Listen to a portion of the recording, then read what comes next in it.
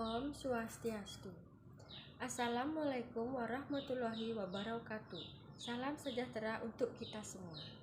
Perkenalkan, nama saya Desi Sukmayanti.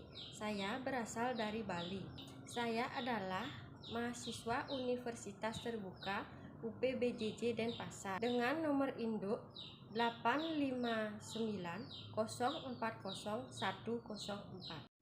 Tujuan dari pembuatan video kali ini adalah untuk memenuhi tugas mata kuliah praktikum IPA di SD modul 1 tentang makhluk hidup.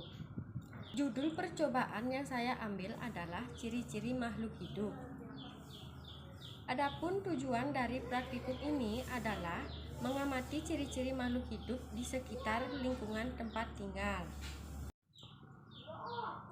Alat dan bahan yang saya gunakan untuk praktikum kali ini adalah yang pertama alat tulis, yang kedua ada tabel pengamatan, yang ketiga alam sekitar.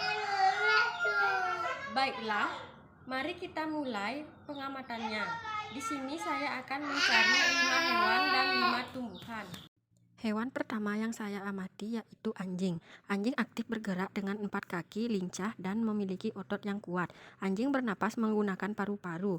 Ia perlu makan atau nutrisi untuk bertahan hidup. Anjing sangat peka terhadap rangsangan. Ia memiliki indera penciuman dan pendengaran yang sangat tajam. Anjing berkembang biak dengan cara melahirkan. Ia tumbuh dan berkembang mengalami siklus hidup dari anak anjing, remaja, hingga dewasa. Hewan yang kedua yaitu kucing. Kucing memiliki kaki yang kuat dan lincah untuk berlari, melompat, dan memanjat. Kucing bernapas menggunakan paru-paru. Ia perlu makan atau nutrisi, serta tumbuh dan berkembang mengalami siklus hidup dari anak kucing hingga dewasa. Kucing sangat peka terhadap rangsangan, memiliki penglihatan yang sangat tajam di malam hari. Kucing berkembang biak dengan cara melahirkan. Hewan yang ketiga yaitu sapi. Sapi bergerak aktif menggunakan 4 kakinya untuk berjalan atau mencari makan. Sapi membutuhkan rumput dan air untuk tumbuh dan beraktivitas. Sapi bernafas dengan paru-paru. Ia berkembang biak dengan cara melahirkan. Sapi mengalami pertumbuhan dari anak sapi menjadi sapi muda hingga sapi dewasa.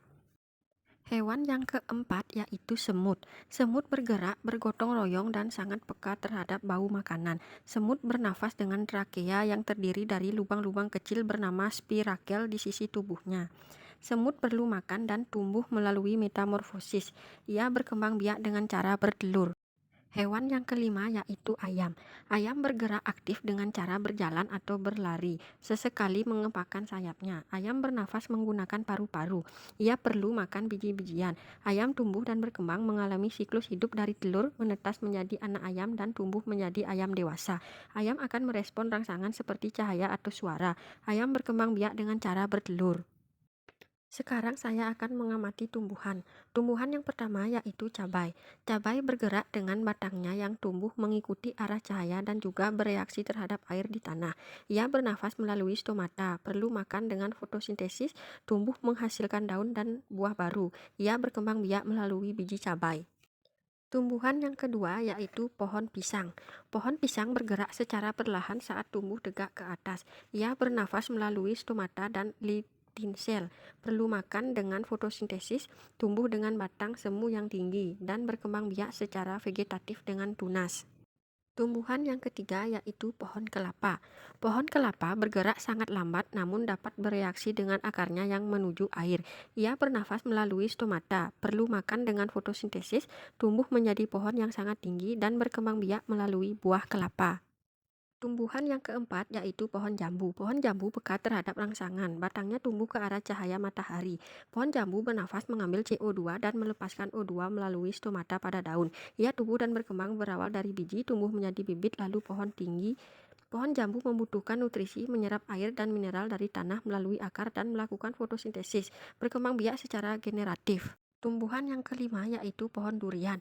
Pohon durian menunjukkan gerak seperti tumbuhnya akar ke dalam tanah dan pucuk yang tumbuh ke atas. Ia bernafas mengambil O2 dan melepas CO2 melalui stomata pada daun dan pori-pori kulit batang. Pohon durian mengalami peningkatan ukuran serta mengalami perkembangan dari fase tunas vegetatif hingga menghasilkan bunga dan buah. Durian melakukan fotosintesis menggunakan cahaya matahari, air, dan nutrisi dari tanah untuk membuat makanan sendiri.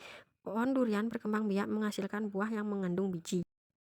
Demikian video praktikum kita kali ini. Semoga kegiatan ini dapat menambah pemahaman kita mengenai ciri-ciri hewan dan tumbuhan. Terima kasih telah menonton. Salam sejahtera bagi kita semua.